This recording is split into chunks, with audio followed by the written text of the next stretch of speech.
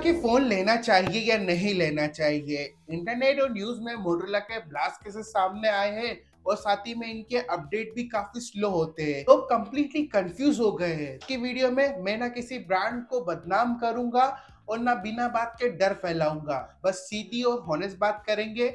Motorola के phone लेना चाहिए या नहीं लेना चाहिए। हाँ, कुछ ब्लास्ट केस ऐसे भी हुए जिसमें यूजर्स की कोई गलती नहीं। अब आप बोलोगे यूजर्स की कोई गलती नहीं, ये क्या बोल रहे हैं? तो थोड़ा बता देता हूँ। जैसे कि अगर आप ब्रांड के पास जाते हो भाई मेरा फोन ब्लास्ट हो गया, वो आपकी गलती बता देते हैं कि जैसे आपने दूसरे अडेप्टर से चार्ज किया होगा, दूसरी केबल से चार्ज किया होगा और आपने वो किया भी होगा, इसलिए यहाँ पे मैं बता रहा हूँ। लेकिन अगर आपने कुछ भी नहीं किया, आपने उनका ओरिजिनल चार्जर यूज किया है, सारी चीजें यूज की है, उसके बाद भी ये हुआ है, तो हो सकता है वो मैन्युफैक्चरिंग में कोई हुआ हो या फिर कोई चीप क्वालिटी यहाँ पे यूज कर रहे हो। जैसे कि आप मोटोरोला हर महीने बहुत सारे फोन लॉन्च करता ही है, तो उसी में इन्होंने क्वांटिटी पे ध्यान दिया लेकिन क्वालिटी पे ध्यान ना दिया हो, ये भी एक चीज हो सकती है।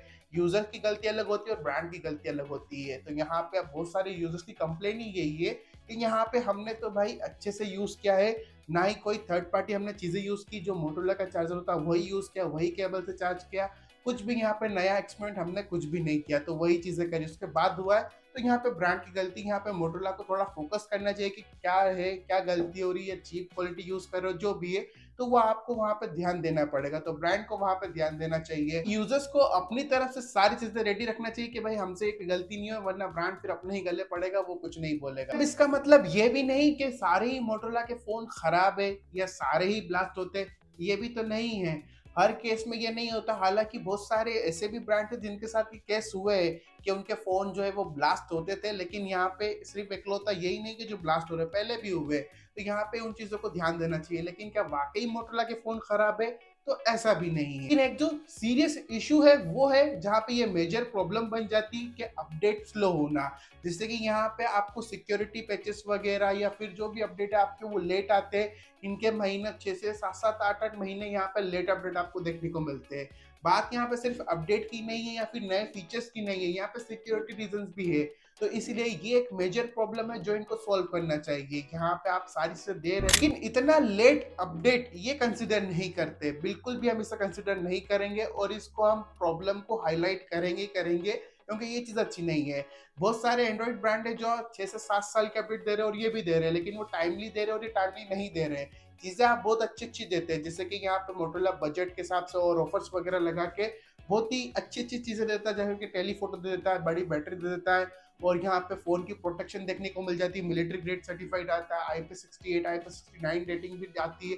तो बिल्ड क्वालिटी वगैरह सॉलिड बना के आती है। इससे इनके अकॉर्डिंग जो ऑन पेपर स्पेक्स रहते हैं लिखे हुए, उस हिसाब से तो ये काफी बढ़िया बनाते हैं और ऑफर्स वगैरह लग के भी वैल्यू फॉर मनी हो जाते हैं। कैमरा भी यहाँ पे जनरली हमें अच्छे देखने को मिल जाते हैं, थोड़ा डिटेल वगैरह रहती है।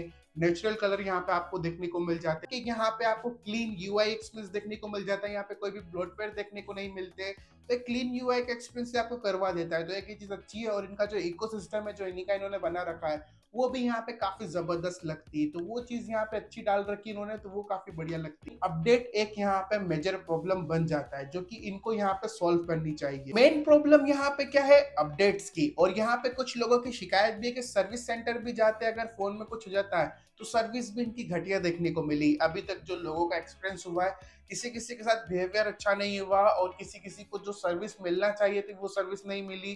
फोन को कुछ और बोल देगा कि फोन ज्यादा खराब है या फलाना ढिमकाना, और चार्ज भी किया गया अलग से, तो वो भी एक चीज है। तो मोटरोला को ये भी ध्यान देना चाहिए।